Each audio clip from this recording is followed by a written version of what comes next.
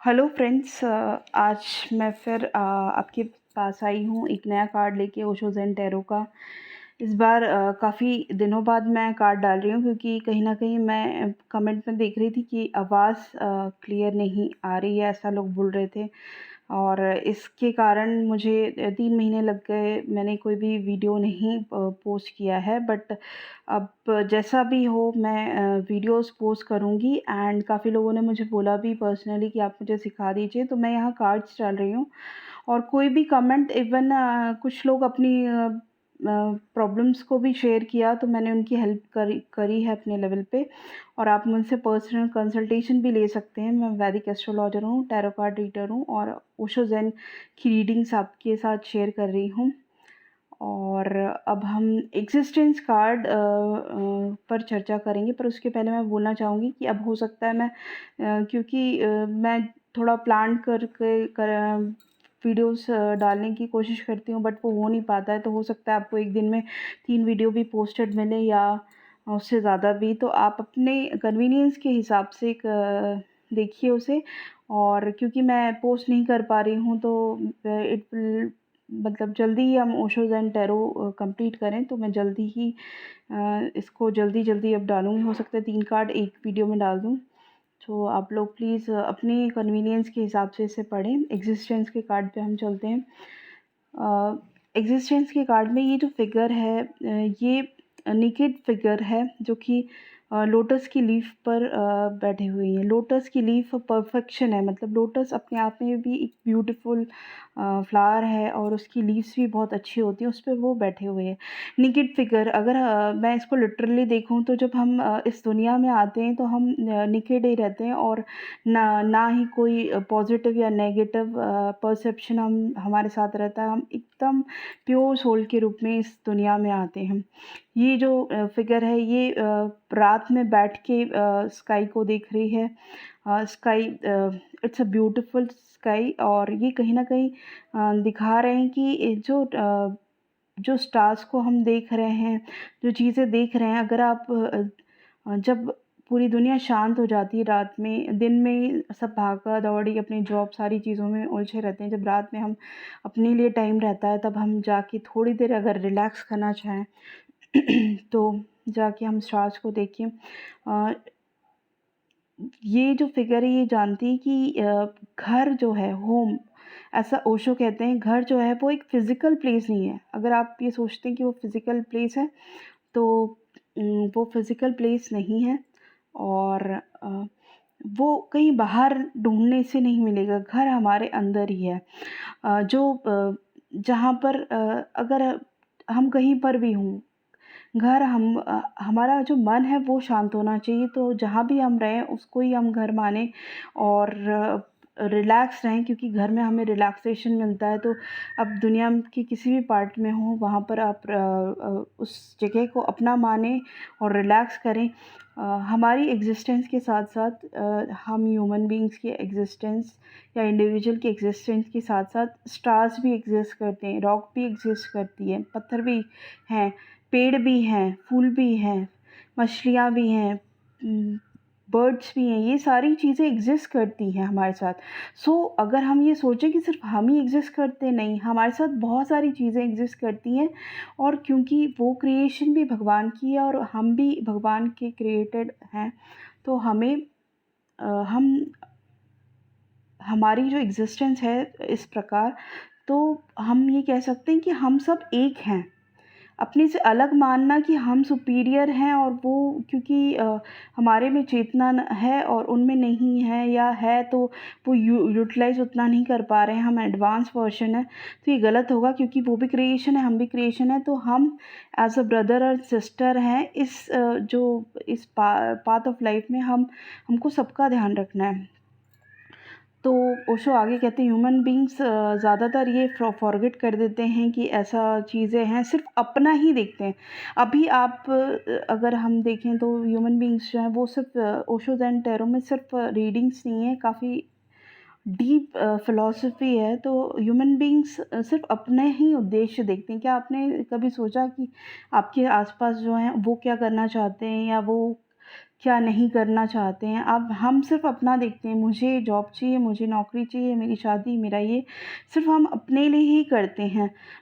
तो हम जो सेपरेट अपनी इंडिविजुअल आइडेंटिटी लेके चले हैं, वो एक इल्यूशन है, एक नैरो परसेप्शन है जो माइंड बताता है मेरे लिए मैं ये करूँ तो ये सही रहेगा, मेरे लिए मैं वो करूँ तो वो सही होगा। लेकिन अगर मैं इसको अच्छे से देखूँ तो इसमें कहीं न कहीं हमको सेपरेटेडनेस नहीं होना चाहिए। हम क्योंकि सारी क्रिएशन गॉड की है, तो वो सब भी हमको सबको एक पॉज़िटिविटी लेके चलना चाहिए। सो फीलिंग एट होम, जहाँ पे भी आप रहें वहाँ पर होम जैसा मानें और उसे उसमें अपना बेस्ट क्योंकि होम में आप रिलैक्स्ड रहते हैं, टेंशन फ्री रहते हैं, तो वहाँ जा अगर आप होम वाली फीलिंग हर जगह लेके चलेंगे तो आप खुश रहेंगे।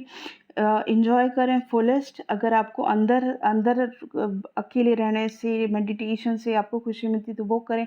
अगर आपको अकेले रहने में अच्छा नहीं लगता है तो आप बाहर जाएँ, आपको लगता है बाहर जाता हूँ तो अच्छा लगता है, तो जाके आप बाहर जाएँ। आज रात को बाहर जाएँ और वहाँ जो सितारे हैं उनको देखें। देखिए, कई बार जब लोग बीमार भी होते हैं तब भी हम कहा जाता है आप कहीं नेचर में घूम के आइए, इसलिए क्योंकि कहीं न कहीं वो पॉज़िटिविटी देता है। तो नेचर में जाके आप देखेंगे तो स्टार्स और सारी चीज़ें बहुत ही पॉज़िटिव रहता है। और अब आपने लास्ट टाइम कब जाके 5 से 10 मिनट या आधा घंटा बिताया था कि आपने सिर्फ़ आकाश को देखा हो, चाँद तारों को देखा हो? तो ये ज़रूर कीजिए। अब ओशो की टीचिंग क्या है? एग्ज़िस्टेंस इस कार्ड से रिलेटेड।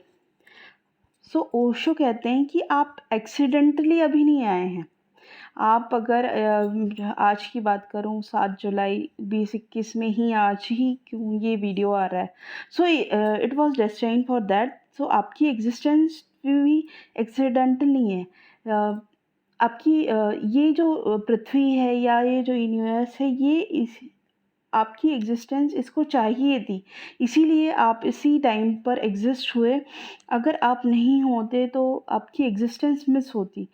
इवन आप जा रहे हैं रास्ते में, अगर कोई पत्थर भी उसको थोड़ा-सा आपने चलते समय थोड़ा-सा वो हिल गया आपसे, तो that was needed bye you. अगर आप नहीं होते तो वो पत्थर हिलता नहीं, या वो जो फूल आपने तोड़ा या जो वो प्रेयर्स की या किसी की हेल्प की या नहीं की, वो सारी चीज़ें मिस होती। तो ये सारी चीज़ें हैं। और तो अपनी एग्ज़िस्टेंस को आप इम्पोर्टेंस दीजिए। ये ओशो ज़ेन टैरो का नंबर 1 कार्ड कह रहा है। राइडर वेट में अगर आप इसको कंपेयर करें तो मैजिशियन है, तो मैजिक है, आपकी एग्ज़िस्टेंस मैजिक है। अगर आप नहीं होते तो स्टार, सन, मून, ट्रीज़, बर्ड, अर्थ सब ने आपको मिस किया होता। सो अगर ये सुन के आपको अच्छा लगा कि आपकी एग्ज़िस्टेंस होने का कोई रीज़न है और आपके बिना वो एकदम मिस होता, तो आपकी एग्ज़िस्टेंस बहुत मायने रखती है। That is very good. अब अगर मैं इसकी बात करूँ तो ये जो भी नेटिव अगर कोई क्वेश्चन लेके आएगा और आप ओशो ज़ेन टैरो यूज़ कर रहे हैं, लव रीडिंग है, उसने पूछा है लव रिलेशनशिप, पास्ट के बारे में पूछा है कि क्या मैं या फ्यूचर के बारे में पूछा है। तो जिसके बारे में भी पूछा, पास्ट के बारे में पूछा है, तो वो एग्ज़िस्टेंस कहीं न कहीं डेस्टाइन्ड थी। आप नहीं होते तो वो कुछ मिस होता, ऐसा कुछ सिनेरियो था। तो पास्ट या फ्यूचर जिसके लिए पूछा है, उस एग्ज़िस्टेंस में उसको रहना चाहिए। मतलब अगर पास्ट रिलेशनशिप के पूछा है तो उसको कंटिन्यू करना चाहिए, होप्स हो कि वो वापस पर्सन आएगा। फ्यूचर के लिए पूछा है तो शायद कोई नया आने वाला है जो उनको हेल्प करेगा। ऐसे ही अगर मैं जॉब की बात करूँ तो जॉब जिस भी जॉब के बारे में अगर किसी ने पूछा मेरा जॉब लग लग जाएगा क्या? और एग्ज़िस्टेंस का कार्ड आया स्पेसिफ़िक कंपनी के बारे में पूछा है, yes you you have given interview for some specific reason और एग्ज़िस्टेंस आपका वहाँ दिख रहा है। ठीक है, आप नहीं होंगे तो कुछ चीज़ मिस होगी। अगर पुराने मैं इस जॉब में हूँ और अब मैं क्या करूँ और एग्ज़िस्टेंस का कार्ड आया तो आप उससे सजेस्ट करें आप पुराने जॉब में ही रहिए, नए के बारे में पूछे तो नए में रहिए। फ़ाइनेंसेस के लिए अगर देखिए एग्ज़िस्टेंस का कार्ड आएगा तो मैं ये सजेस्ट करूँगी कि जो भी फ़ाइनेंसेस अभी चल रही हैं एग्ज़िस्टेंस वो कहीं न कहीं डेस्टाइन्ड है और आपके लिए अच्छी है, बट उसमें इम्प्रूवमेंट के बहुत अच्छे चांसेस हैं क्योंकि ये मेजर आर्काना का कार्ड है, तो काफ़ी जल्दी इम्प्रूवमेंट्स होने के बहुत अच्छे चांसेस हैं। थोड़ा-सा टाइम आपको नेचर को देना चाहिए, ये सजेस्ट कर रहे हैं। यानी आप कितने भी बिज़ी हों, कुछ भी हो, आप थोड़ी देर या तो आधा घंटा, 15 मिनट वॉक कीजिए या अपने घर में गार्डनिंग कीजिए या कुछ चीज़ ऐसी कीजिए जो नेचर से आपको कनेक्ट करे क्योंकि ये कार्ड नेचर से कनेक्ट हो रहा है। इसलिए मैं ये सजेस्ट करूँगी। आई होप ये मेरी इंटरप्रिटेशंस है और मेरी भी नहीं कहूँगी, ये ओशो जी की इंटरप्रिटेशंस हैं जो उन्होंने अपने कार्ड में दी है। देखिए एक सिंपल कार्ड है बट इसका जो मीनिंग है इतना बड़ा है। अगर हम सिंपली इसको देख के और सिर्फ नाम से बोलें एग्जिस्टेंस, ओके यू में एग्जिस्ट, सो वो तो अनफेयर हो जाएगा। इसका पूरा मीनिंग आपको मालूम होना चाहिए, तभी आप इंटरप्रिटेशन में जो आपका इंट्यूशन उस टाइम पे कहे नेटिव के लिए जो पूछने आया है, आप उसको वैसे ही जवाब दें।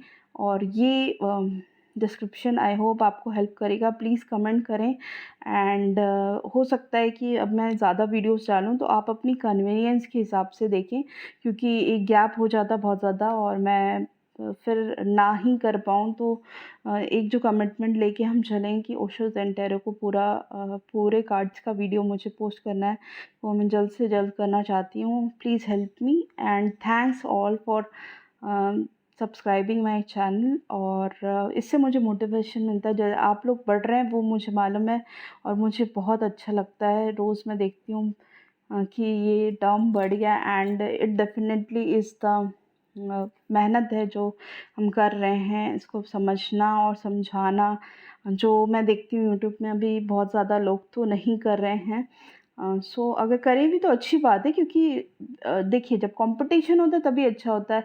इट्स नॉट दैट कि I am 100% correct, but I am following Osho Zen tarot teaching and book, जिससे मैं ये इंटरप्रिटेशंस कर रही हूँ।